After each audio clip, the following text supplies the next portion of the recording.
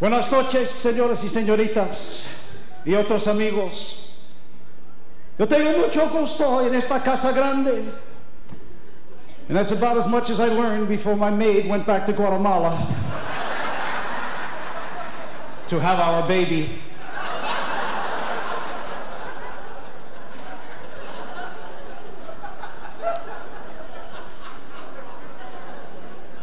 Had a little situation earlier. I had a minor traffic infraction. I made an O-turn on Ventura Boulevard. It's when you make a U-turn and change your mind.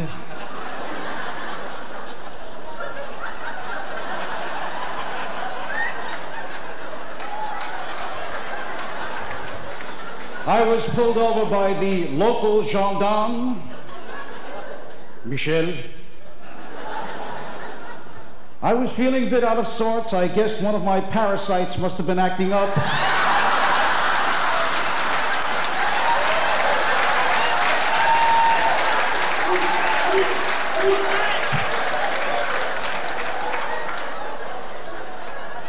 I looked at this police officer and I said, "You do not know who you are fooling with." I happen to be a very close personal friend of Jay Sargent and Geraldine Hayman. The look on his face as I said to him, "You fool with me, I will have you and your commanding officer walking a beat in Pacoima."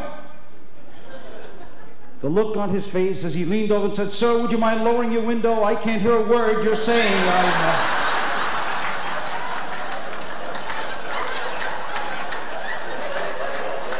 My mother did not raise fools.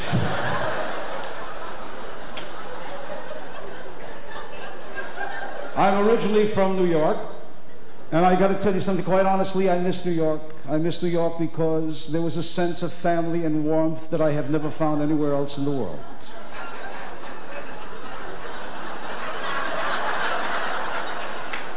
You scoff.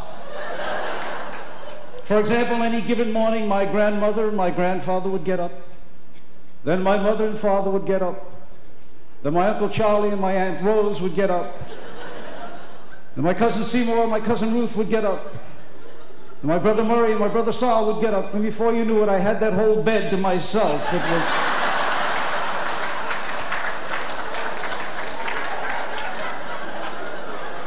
I never slept alone till I got married. It was,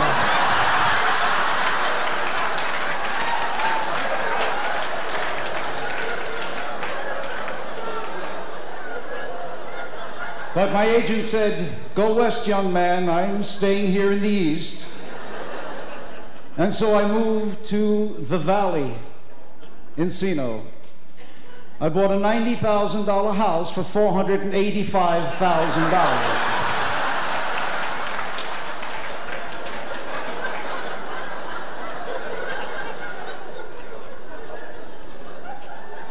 A friend of mine said, "If you're going to live in California, Encino, you must find a good family doctor." Found the doctor, and I must admit you have some interesting doctors here in California. Doctor had a sign in his office that said, "Death does not mean an end to your financial obligation."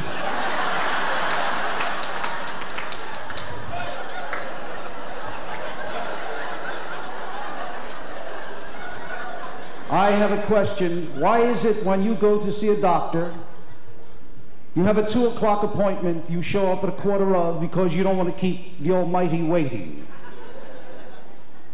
You get into the waiting room, you pick up a magazine to kill time.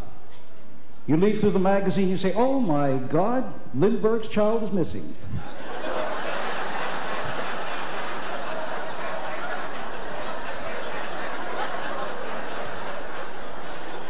It is now 2:30.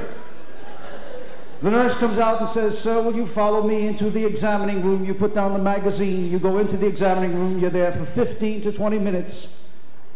You've got nothing to do because you left the magazine in the waiting room. What do you do to kill time? You go through the drawers.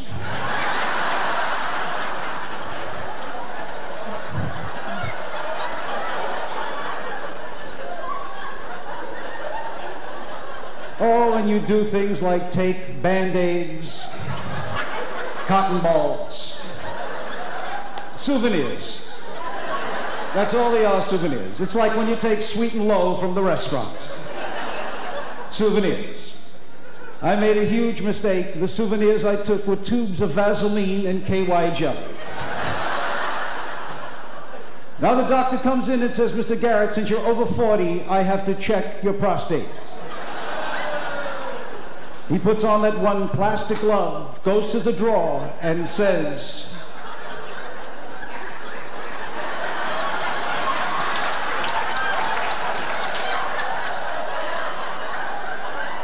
this is going to hurt.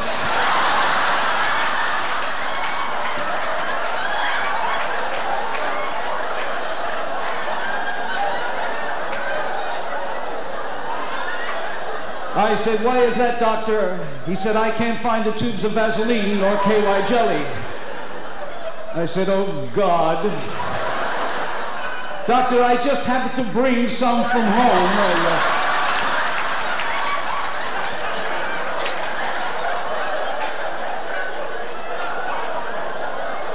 And the rest of the day, you walk around sounding like this.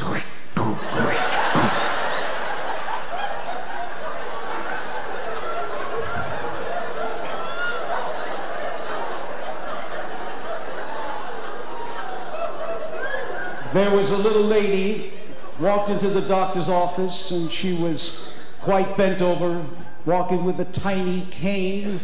She went to the doctor's office. She was there for 15 minutes. She came out, she was walking completely erect. And I said, doctor, what kind of miracle did you perform? He said, it was no miracle. All I did was give her a longer cane with...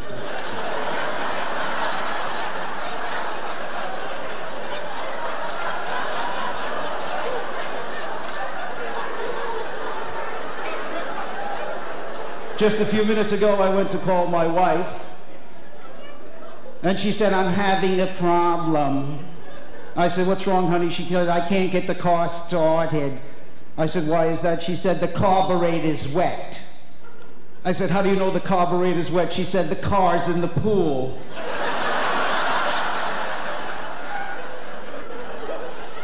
This is the same woman. On our wedding night, I leaned over to her and I said, tell me, quite honestly, honey, am I your first man?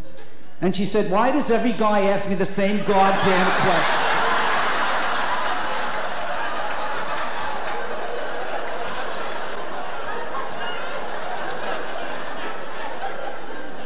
When she went to the doctor said, do you and your husband have mutual climax? She said, no, we have State Farm.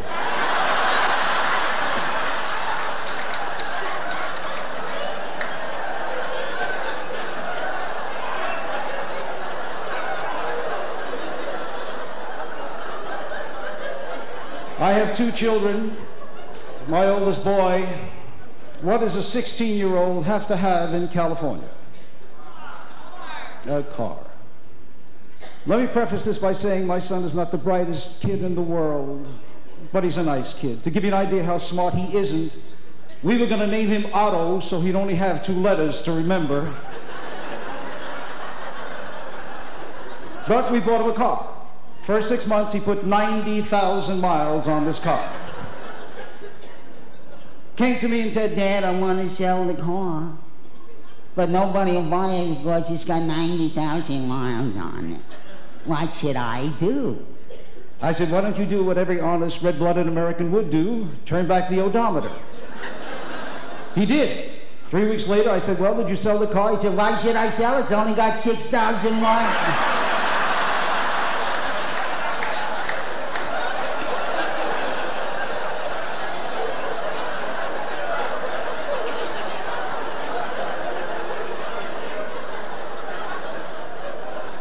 Two elderly gentlemen are speaking. One fellow said, would you believe my wife got PMS at 82?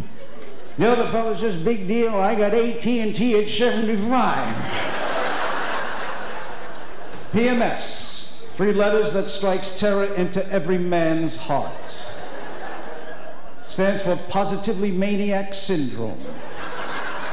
I can always tell when my wife is getting PMS when she sits in the kitchen in the morning stirring her coffee with a butcher knife. Staring at me like I'm a pot roast.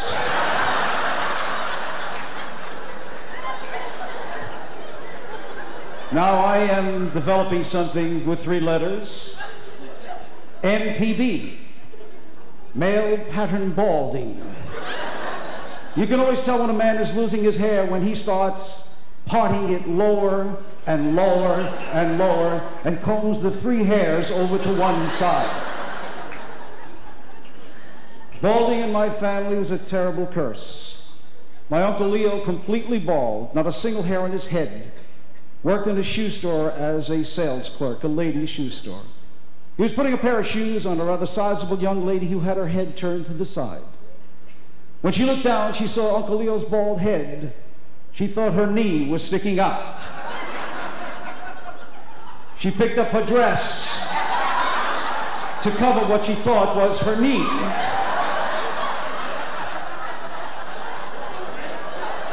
Uncle Leo thought the lights went out. And he started groping for the light switch.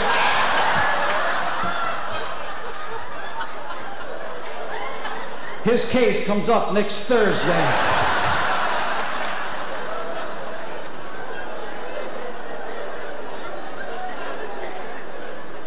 But I will say this, I lost 135 pounds. That's what my ex-wife weighed. Hope you've enjoyed my bit of nonsense as much as I have enjoyed bringing it to you. Thank you so much. Ladies and gentlemen, Mr. Hank Garrett. Hank Garrett,